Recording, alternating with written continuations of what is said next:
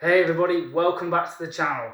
So today I want to revisit my Sage dual boiler 9-bar hack. Over the past few months I've been playing about with different pressures, different styles of shots, different ratios, different blends, whether that be blends, single origins or light, medium, dark roasts, everything you can think of, and I think I've got a better way of doing it.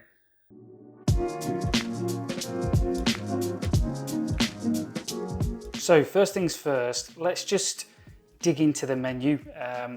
If you can't remember or you're not sure how you get to the sort of pre-infusion hack menu, what you do is you've got your up and down arrows. If you push both of those, you'll get to your time. Now this is your pre-infusion time. So as always with this, set it to 60 seconds. Unless you're pulling shots that are longer than 60 seconds, should be more than good enough for you. For my type of shot, I'm definitely not doing that. If you press menu, we get to the pump pressure, pump power, whatever you want to call it. So basically the maximum value is 99. So what we can basically say at that is if you've got that set at 99, you're going to get the maximum pressure, which on these is around about 10.5 bar. Now, obviously, if you're going to mess about with opening up your machine, play around with your OPV valve to get yourself to 9 bar, 8 bar, whatever you want, then obviously disregard this hack completely. This is for people who are in warranty, want to maintain their warranty, and also some people just don't want to open up their machine, potentially break wires, mess about. They're not that way inclined, and that's fair enough. So with this, it allows us to mess about. So back into the menu, 60 seconds as we've got there, push that again. For me, I've got mine, I think you can set, last time I had it set about 70. Now I have it set at 87. Now, what I'm going to do is I'm going to pull a shot and I'm going to show you it, and then I'm going to explain to you why I've got it set at 87.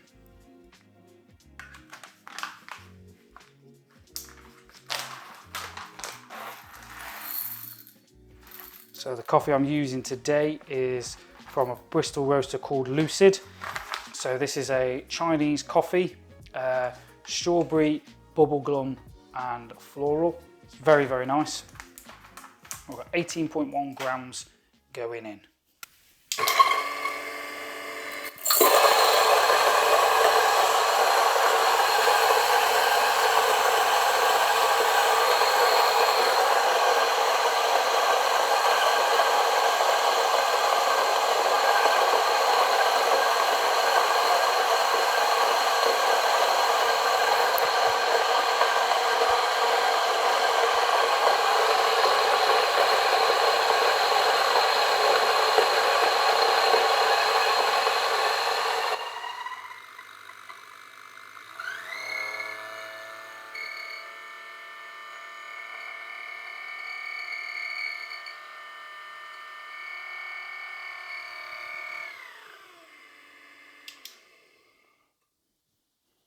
So we had 18.1 grams going in. Now we have got, I'll turn the camera down, it's going to be a bit awkward. As you can see, 17.9. And that's 17.9 without any RDT at all. So we've got 0.2 of a gram in there, no puff of the bellows, nothing like that. Absolutely fantastic. Review of this grinder coming soon.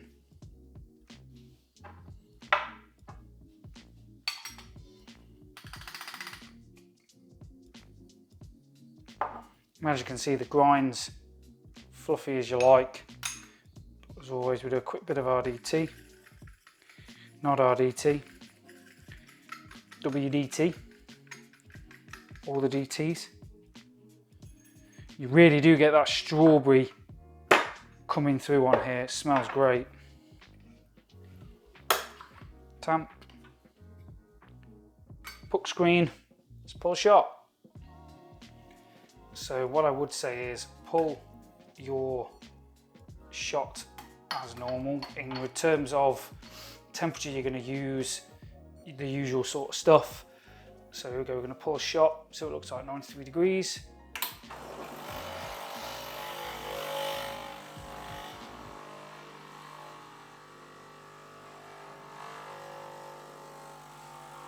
So that's gone up to 9 bar.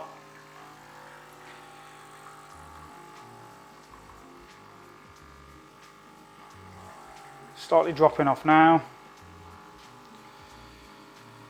We're going to pull this one slightly longer, about 40 grams. So about a 2.5 to 1.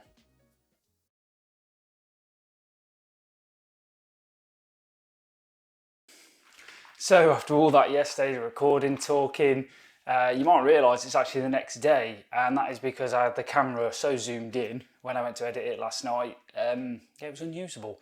So we're going to pull another shot again. We're going to go with another roast from Odkin, a Colombian honey process, cola bottles, lemon and sugar puff. And this time, rather than showing you the shot, I'll show you the pressures and the time. Let's do it. So I have prepped another 18 gram shot. We're going to aim for about a 2.5 to 1, so somewhere around the 40-43 gram mark. As you can see, we've got 93 degrees. You'll be able to see the time, and you'll be able to see the pressure and how it declines. So let's pull a shot.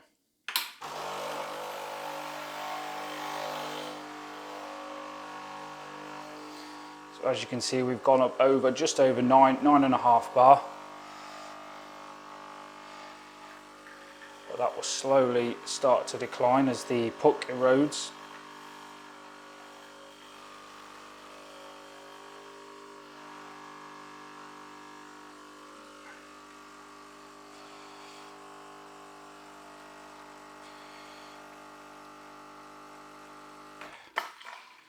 So that's 43.2 grams in 33 seconds.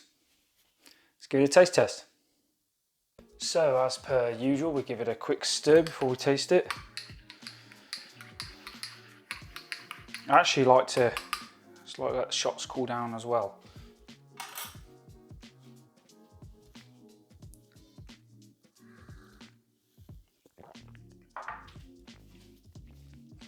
So yeah, we've got some good body there, not as thick as the niche, not as textured, but that's to be expected. We've got some lovely acidity coming through. Obviously, that's the burrs that are in this grinder here, the SSPHU burrs. They are quite acidic forwards. There's a nice balance there. It feels nice, quite balanced shot. And this leads me on to why I think you should change your pump power on your sage or beverage or boiler to around 90.